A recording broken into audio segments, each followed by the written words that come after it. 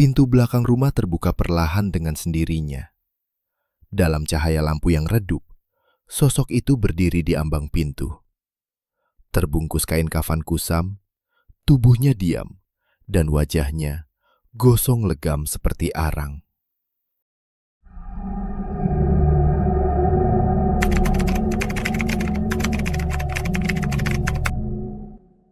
Di desa Sukawening, kematian hampir selalu datang dengan cara yang bisa diterima akal. Orang-orang meninggal karena usia, penyakit, atau kecelakaan yang disaksikan banyak mata. Semua diterima dengan doa dan air mata. Namun kematian Ardi tidak termasuk dalam kebiasaan itu. Ardi adalah pria pendiam berusia 30-an yang hidup menyendiri di rumah peninggalan orang tuanya di ujung desa dekat kebun bambu tua. Ia jarang bergaul, bekerja serabutan, dan lebih sering menunduk saat berbicara. Tak banyak yang benar-benar mengenalnya. Karena itu, kabar kematiannya semula tidak terlalu mengejutkan, hingga warga mendengar kondisi jasadnya. Wajah Ardi gosong legam, seperti terbakar api. Anehnya, rumah itu tidak menunjukkan bekas kebakaran sedikit pun. Polisi menyatakan Ardi meninggal akibat gagal jantung mendadak dan menutup kasus tersebut karena tidak ditemukan tanda kekerasan. Namun bagi warga desa Sukawening, penjelasan itu terasa janggal. Bisik-bisik mulai menyebar, mengaitkan kematian Ardi dengan konflik lama dan hal-hal gaib. Sejak malam pertama setelah pemakaman, desa Sukawening tidak lagi benar-benar tidur. Gangguan itu datang perlahan, nyaris seperti kebetulan, namun cukup untuk memusik ketenangan siapapun yang mengalaminya. Slamet, tetangga terdekat makam, adalah orang pertama yang merasakannya. Malam itu, ia duduk sendirian di teras belakang, menyeruput kopi yang masih mengepul. Ketika dari arah kebun bambu, terdengar suara gedebuk, berat, padat, seperti sesuatu yang jatuh menghantam tanah. Slamet sempat mengira itu buah bambu atau hewan malam, tapi suara itu terdengar lagi. Kali ini lebih dekat. Ritmenya tidak wajar, seolah ada sesuatu yang berpindah tempat dengan cara yang tidak biasa. Tak lama kemudian, hidung Slamet mencium bau hangus, tajam dan menusuk. Seperti kayu terbakar yang baru disiram air. Ia berdiri, menyorotkan senter ke arah kebun. Namun yang terlihat hanya batang-batang bambu yang bergoyang pelan tertiup angin. Tidak ada api, tidak ada asap. Namun, rasa diawasi membuat tengkuknya meremang. Sejak malam itu, Slamet tak pernah lagi berani duduk lama di luar rumah. Dan tidurnya selalu terjaga oleh perasaan gelisah yang sulit dijelaskan. Di sisi lain desa, teror yang dialami Rina, putri kepala desa, jauh lebih sunyi namun tak kalah menakutkan. Dari kamar tidurnya yang menghadap taman samping rumah, ia kerap mendengar suara seperti kain tebal yang diseret di atas tanah kering. Suara itu pelan, namun jelas. Bergerak perlahan menjauh, lalu menghilang. Beberapa saat kemudian, terdengar ketukan di kaca jendela. 3 kali, berirama, selalu sama. Setiap kali Rina memberanikan diri mengintip, ia tidak pernah melihat siapapun. Taman gelap, lampu mati, dan tidak ada pohon yang rantingnya cukup panjang untuk menyentuh jendela. Namun, bau apek bercampur hangus seringkali menyelinap masuk lewat celah ventilasi, membuat dadanya sesak oleh rasa takut yang tidak beralasan. Sejak itu, Rina selalu menutup jendela rapat-rapat dan enggan tidur sendirian. Kabar tentang gangguan-gangguan ini akhirnya menyebar, meski masing-masing berusaha menyimpannya sendiri. Ketegangan warga pun menumpuk, hingga Pak Surya, ketua RT, merasa keadaan tidak bisa dibiarkan. Ia mengajak warga mengadakan tahlilan bersama di rumah Ardi, berharap doa-doa bisa menenangkan arwah almarhum dan memutus rasa takut yang mulai menggerogoti desa. Malam Jumat itu, rumah Ardi yang biasanya sunyi mendadak ramai. Lampu-lampu dinyalakan terang, tikar digelar, dan warga datang dengan wajah tegang. Doa pun dimulai, lirih namun khusyuk. Untuk sesaat, suasana terasa lebih ringan, seolah ketakutan yang selama ini membayangi mulai menjauh. Namun ketenangan itu tidak bertahan lama. Di tengah lantunan doa, salah satu lampu berkedip pelan. Disusul lampu lain. Angin dingin tiba-tiba menyusup masuk, membuat nyala lampu bergetar. Bau hangus yang menyengat perlahan memenuhi ruangan, membuat beberapa warga saling pandang dengan wajah pucat. Lalu, dari arah belakang rumah, terdengar suara lompatan berat. Sekali, dua kali, semakin mendekat. Doa terhenti.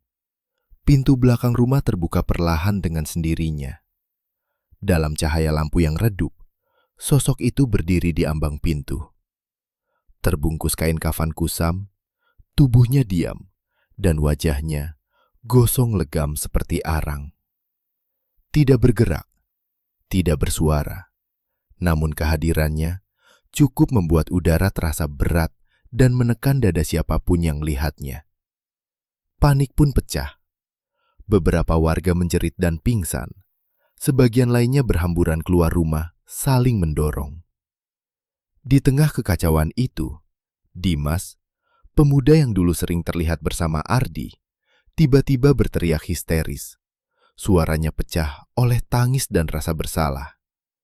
Ia mengaku bahwa semua ini adalah kesalahannya. Teriakan itu membuat sosok tersebut berhenti sejenak. Kepalanya sedikit tertunduk, seolah mendengarkan pengakuan yang akhirnya terucap.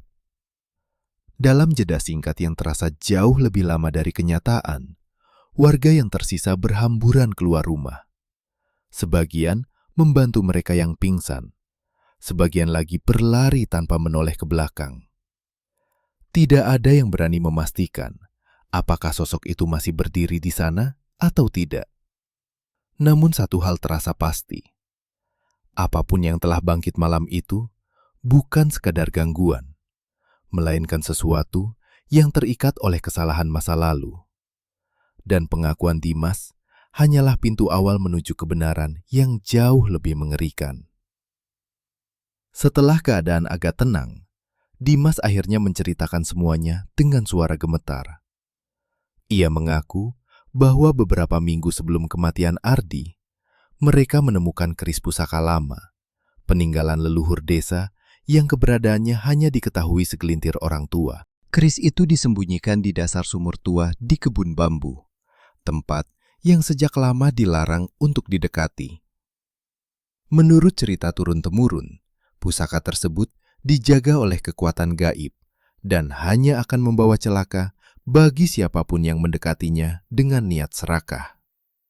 Ardi, yang saat itu terdesak masalah ekonomi, percaya bahwa keris itu bisa mengubah nasibnya. Ia menolak semua peringatan dan memaksa Dimas membantunya turun ke dalam sumur pada suatu malam. Udara di dalam sumur terasa panas dan pengap, berbeda dari dinginnya tanah basah. Saat keris itu akhirnya terangkat, Ardi menyentuh bilahnya tanpa ragu. Sekejap kemudian, Ardi terjatuh. Tidak ada api, tidak ada percikan, namun panas menyengat seolah muncul dari dalam tubuhnya sendiri. Wajah dan kulitnya menghitam dalam hitungan detik. Napasnya terhenti sebelum Dimas sempat berteriak minta tolong. Ardi tewas di tempat, meninggalkan Dimas dalam ketakutan dan rasa bersalah yang tak terucap. Sejak malam itu, arwah Ardi tidak pernah benar-benar pergi. Ia terikat pada keris tersebut, bukan sebagai penguasa, melainkan sebagai wadah, terperangkap bersama penjaga pusaka yang murka.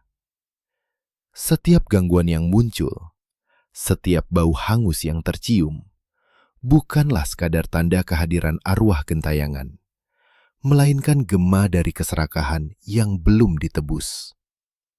Selama keris itu berada di luar tempatnya, arwah Ardi tidak akan pernah menemukan ketenangan. Menyadari hal itu, Pak Surya akhirnya mengumpulkan warga dan mengambil keputusan yang berat. Menjelang dini hari, saat desa masih diselimuti kabut tipis, mereka sepakat mengembalikan keris ke tempat asalnya. Dengan langkah ragu dan doa yang tak putus, rombongan kecil itu menyusuri jalan setapak menuju sumur tua di kebun bambu, tempat yang sejak lama dihindari warga. Saat keris dibawa mendekati sumur, udara di sekitar mendadak terasa panas dan berat. Dari balik rimbunnya bambu, sosok pocong berwajah gosong kembali menampakkan diri, berdiri menghadang dengan tubuh kaku dan diam. Tidak ada teriakan, hanya keheningan yang menekan. Dengan keberanian yang tersisa, keris itu akhirnya dilemparkan kembali ke dalam sumur. Seketika terdengar desisan panjang, diikuti asap tipis yang mengepul dari tubuh sosok tersebut. Perlahan, sosok itu memudar, seakan terseret kembali ke kegelapan tempat asalnya, hingga akhirnya lenyap tanpa jejak. Sejak malam itu, teror berhenti. Tidak ada lagi suara gedebuk di kebun, tidak ada ketukan di jendela, dan bau hangus tak pernah kembali. Desa Sukawening perlahan menemukan ketenangannya, meski dengan satu kesepakatan tak tertulis. Nama Ardi tidak pernah lagi disebut. Sumur tua ditutup rapat, diberi tanda larangan, dan dijaga agar tak ada seorang pun yang mencoba mendekatinya. Kisah tentang keris pusaka pun berubah menjadi rahasia kelam yang hanya dibisikkan oleh para orang tua. Itu pun dengan suara pelan. Namun, beberapa warga bersumpah, pada malam-malam tertentu ketika angin bertiup dari arah kebun bambu, masih tercium bau arang basah yang sangat samar. Seolah masih ada bara kecil yang tersisa di dalam kegelapan.